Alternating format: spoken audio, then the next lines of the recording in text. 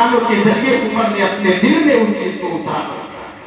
اس لیے اس چیز کا معاملہ، صبر کے اندر کا معاملہ عمر چاہتا ہے جو عمر کو بتایا گیا. عثمان غنی کہتے ہیں کہ میں جب ایک ساتھ گزر رہتے آپ جو قبرستان میں ایک قبر کے پاس سے جب آپ گزرے تو رونے لگے. کسی نے کہا کہ عثمان غنی آپ کیوں روتے ہیں؟ آپ کے سامنے جنت کا تذکرہ کیا جاتا ہے تب تو آپ نہیں روتے. دوزخ کی ہولناکیاں، اس کی آگ کا تذکرہ کیا جاتا ہے تب تو آپ نہیں روتے. حضرت عثمان غنی فرماتے ہیں، کہتے ہیں کہ یارو اگر بندہ قبر کی منزل سے پار اتر گیا تو سمجھ لو کہ آخرت کی ساری منزلوں کو وہ آسانی کے ساتھ پار کچھ کر جائے گا.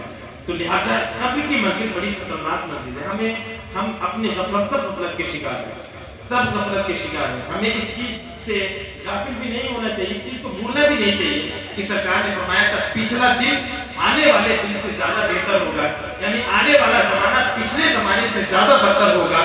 یہ فتنوں کا دور ہے.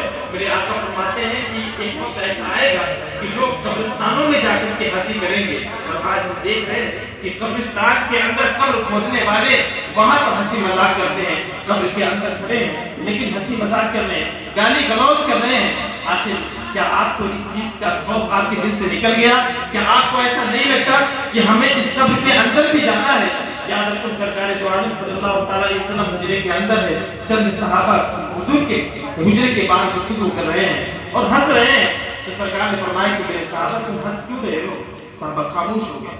حضور کی اصلاح دیکھیں، حضور اصلاح فرمایا کرتے تھے اور ہمیں بار بار یہ تلقین دیتے تھے کہ اے مسلمانوں تم اس دنیا میں زندگی گزارنے کے لیے عیش و عشرت کے لیے نہیں آئے ہو، بلکہ اللہ نے تمہیں پیدا اس لیے کیا ہے تاکہ اس دنیا میں جا کر اپنی پیشانی کو رب کی بارگاہ میں جھکا دو. اور رب کی بارگاہ میں جب تم پیشانیوں کو جھکاؤ گے، جب رب کی عبادت کرو گے تو اس عبادت سے اور اس ریاضت سے، اس ذکر و اذکار سے پروردگار عالم راضی ہو جائے گا.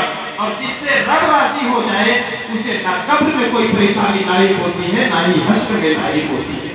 لہذا ہمیں تیاری کرنی چاہیے، ہمیں تیاری کا حکم دیا گیا. حضرت انس بن مالک رضی اللہ تعالیٰ عنہ حضور کے بہت چہیتے صحابی ہیں.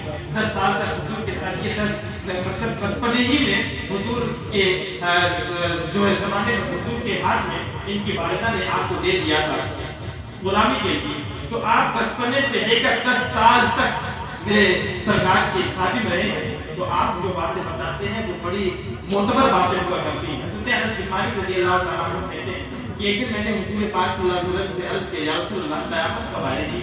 سرکار نے فرمایا کہ انس قیامت کو چھوڑو، یہ بتاؤ کہ تم نے قیامت کی کچھ تیاری کی ہے؟